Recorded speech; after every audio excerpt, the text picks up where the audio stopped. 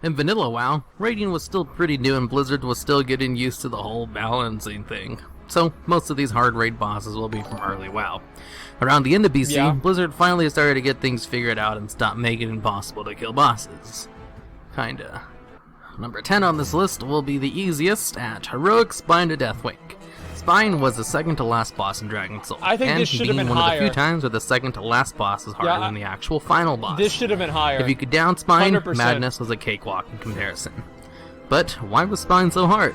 Well, because it was the first time in years that top guilds needed a class stack in order to down a boss. That's true. A practice used quite a few times on other Dragon Soul bosses, but before that was almost a thing of the past. There was a joke for some time, before they nerfed the fight, that unless you were mage, rogue, or shaman, you would instantly die to a selection debuff for playing the wrong class.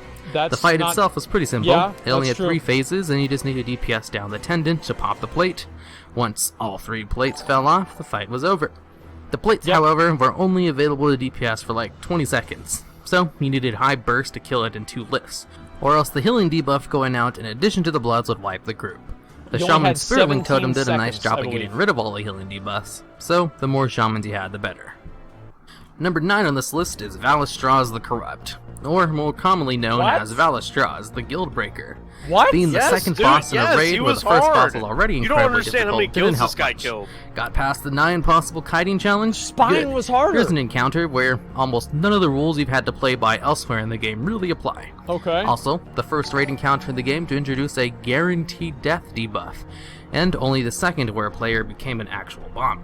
The fight would randomly give players a burning adrenaline debuff that would give you unlimited resources and let you attack really fast. And would kill you when it ended. When it was your time to die, you would just have to run to your little corner and die in your designated place, so as not to kill other raid members. Since you were attacking a lot faster than normal, threat management was a huge issue for this fight that required 4 to 5 tanks for its breadth. And if any of you have raided long enough, I'm sure you know a person or two who just can't handle a threat no matter how many times you yelled your warriors to hold off. It wasn't uncommon to have guilds spend months on this fight before downing it, or disbanding, because it was actually required personal responsibility to not kill other raid members and watch your threat. Which sounds like it's something easy to do, but it's really not.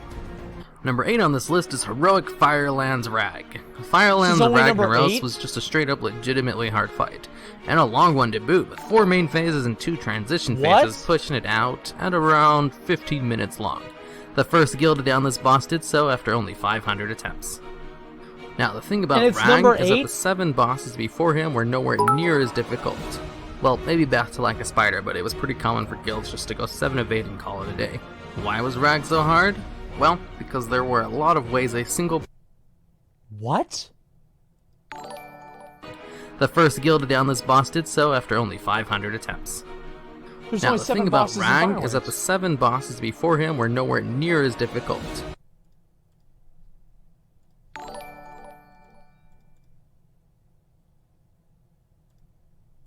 One, 2, 3, 4, 5, 6, 7. So what? He made a fucking mistake. What, are you gonna crucify him for it? No, but like, Bethlack was just fucking easy compared to Heroic Rag. It was like having 3 difficulty. It was normal, heroic, and then mythic fucking Ragnaros. It was a completely different thing. Listen, just because the list doesn't make you happy, doesn't mean you have to crucify him. Heroic Rag was it was at a 20-minute enrage timer. I'm not even talking about that. Who cares? God, just watch a video. Shut up. Well, maybe back to like a spider, but it was pretty common for guilds just to go 7 of 8 and call it a day. Nobody did Why was Rag so hard? Well, because there were a lot of ways a single player's mistake could wipe the entire raid. That is true. Accidentally step on a fire trap? Wipe. Mess with a meteor? Wipe. True. Not quite enough DPS on your fire elemental? Wipe. True. Miss your knockback on the seeds? Wipe. The transition phases, where if one elemental reached the hammer your group would wipe, were completely random on Heroic.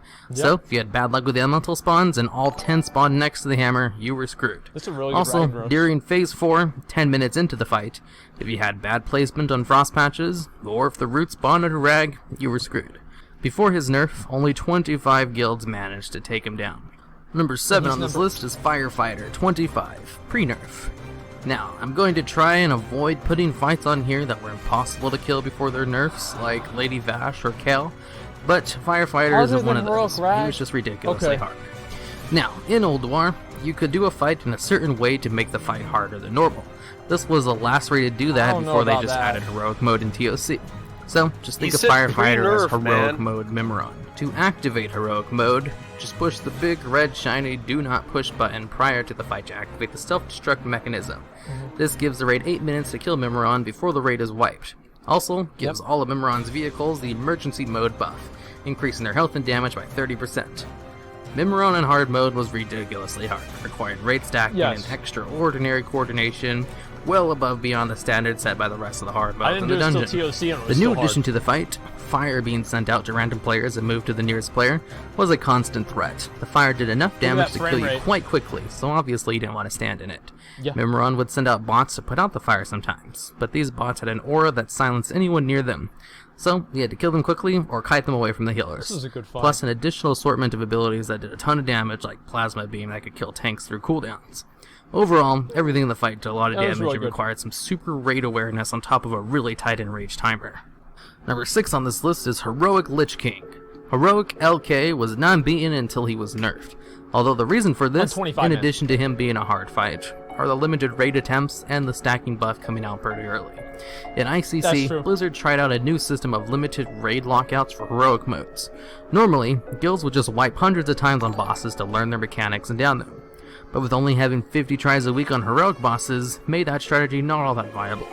So instead, guilds would send their alts in to learn all the mechanics inside and out before sending their maids in for the real attempts. Now, why was the fight so hard?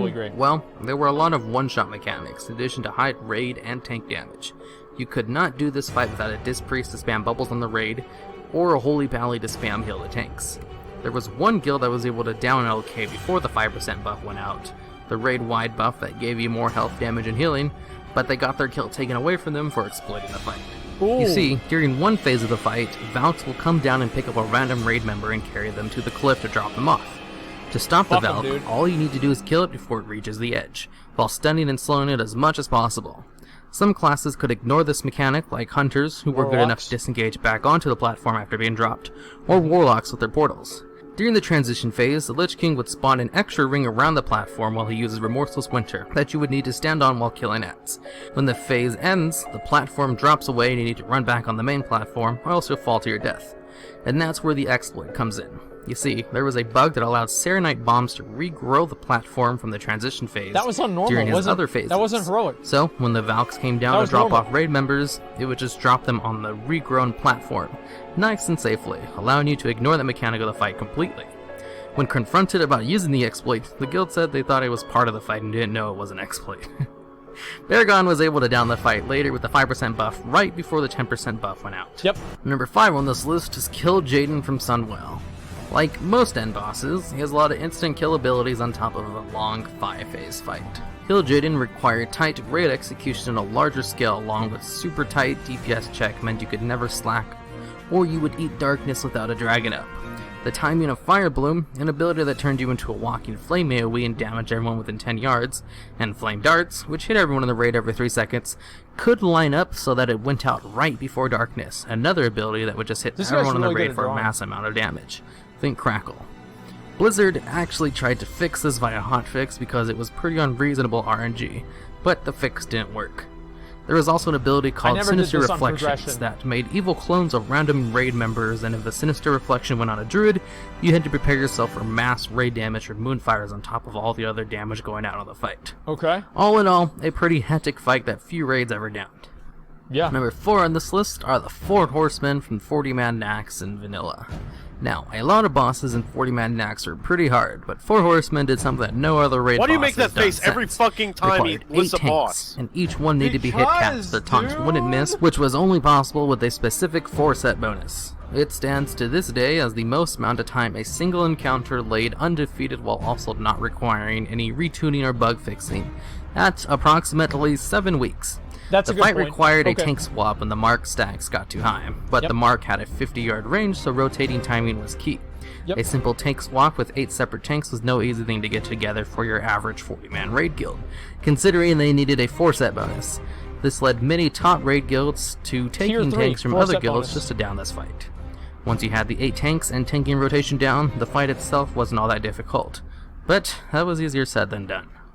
All you Number need 3 is on 8 this list tanks with is tier Yogg 3. Saron, That's all. Zero Light and Old War. Okay, that's Yogg true. Zero, Yep. or Alone in the Dark, is the hard mode version to Yogg Saron, similar to Firefighter This is a good from choice. Mimron. For Yogg hard mode, all you had to do was not have any of the 4 keepers help you during the fight. Alone in the Dark was considered mathematically impossible to down before the Chinese guild Stars got a legit kill. There was a kill before Stars got theirs by Exodus, but they exploited the fight by evading the Guardians in the last phase, by having a healer gain aggro on them while inside the brain room, turning the hardest point of the fight into an easy tank and spank. For the legit kill, it required a lot of hunter and tank hiding, warlocks facing away from the boss using Drain Soul, and rogues interrupting tentacles with fan of knives. Number 2 on this list is Cthulhu, the other old god. Like Yogg Zero, Cthulhu was considered mathematically impossible to kill, but was never actually down before it was fixed. A few people posted the math of a full 40-man raid, properly geared, doing 100% optimal DPS, optimal strat, everything perfectly, and it still would have been impossible. There was also a bug where sometimes the tentacles would cause the entire encounter to evade or reset. But even when that didn't happen, the fight was still entirely impossible for the BIS gear that was available at the time. Wow. Now, I know I said I wouldn't post any of the impossible kill fights on here, but Cthulhu is an exception, as he was the first. And if you ask people who the hardest boss ever in WoW was, many people will say Cthulhu, or the number 1 on this list. Number 1 on this list is the hardest raid boss ever that wasn't impossible to kill, and that is a little known boss called Meru. Or Immeru, I don't know how to say his name. The 5th boss of Sunwell. It's one of the biggest execution fights in WoW. You have, in order of increasing difficulty, skulls that must be mass dispelled on a regular timer, groups of adds on a timer that come from both sides of the room, small void walkers that must be AoE down, which spawn from void sentinels, void sentinels which hit incredibly hard. Their health was such that, if your DPS was appropriate, you'd have about 5 seconds before the next sentinel spawned. So, basically, you put a lot of your DPS on the adds, but you also had to DPS the boss. Phase 1 lasted forever, and it was a really, really easy thing to get behind on something. If you got behind, it was over. Phase 2 was the biggest DPS check in the game. He had an aura that would do ever-increasing amounts of damage, eventually one-shotted you. There were tons of reports of guilds wiping to him at 5% health night after night.